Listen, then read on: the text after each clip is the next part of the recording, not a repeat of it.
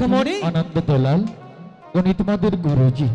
যাও বাবা, তোমাদের গুরুজিকে প্রণাম করো।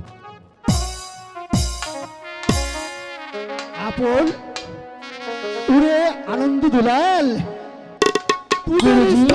তোদের স্থান ওখানে নয় রে মালিক, তোদের স্থান পায়ের নিচে নয়, তোদের স্থান হচ্ছে এই ক্ষুদ্র মাস্টারের বুকের মালিক গুরুজি, বুকে। আপন আনন্দ দলাল, কাকামণি আজ থেকে তোমরা দুবাই তোমাদের গুরুজির কাছে থেকে লেখাপড়া করবে। তাই জানো কাকামণি, মনে অনেক কষ্ট নিয়ে এখানে এসেছি কাকামণি। তোমাকে ছাড়া আমি কেমন করে থাকবো ওরে কাকামণি? মানিক, আমি এই রাজ্যের প্রধান সেনাপতি, রাজপ্রাসাদে আমার অনেক কাজ, তবে আমার দোয়া সর্বদা তোদের মাথার উপর থাকবে। তোরা দুবাই এখানে থেকেই লেখাপড়া করবি। না কাকামণি, ও বুঝেছি কাকামণি, মা আমাদেরকে ছেড়ে চলে গেছে, আজ তুমি আমাদেরকে ছেড়ে চলে যাবে না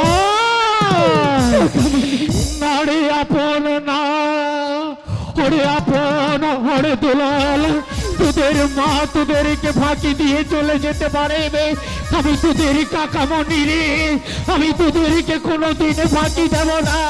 তোদের দুটি ভাইকে এ বুকের মাঝে আমি আগে নিয়ে রাখবো। কাকামণি ওরে ওরে বাপি আপন দুলাল, তোদের মা চলে গেছে, আমরা তো রয়েছি রে মানিক, আমি তোদেরকে মাতৃস্নেহ দিয়ে লালন পালন করবো, আপন, লেখাপড়া করাবো। আনন্দ দলাল, কাকামণি আমি যদি তোমাদের সাথে থাকি তাহলে তোমরা লেখাপড়া করবে তো?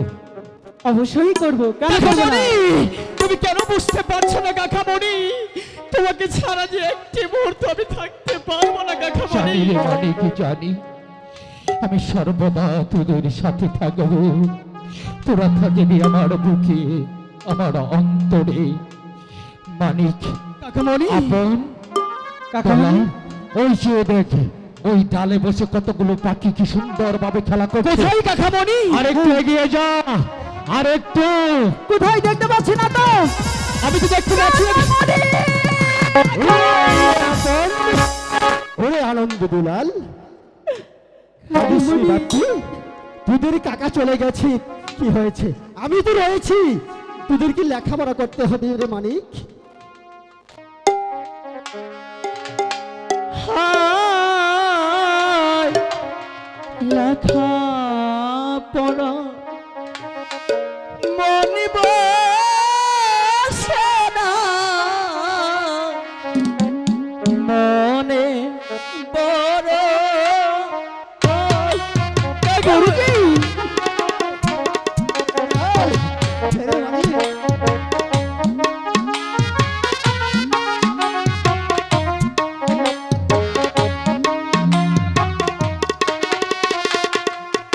হাই গো কোথায় গেলে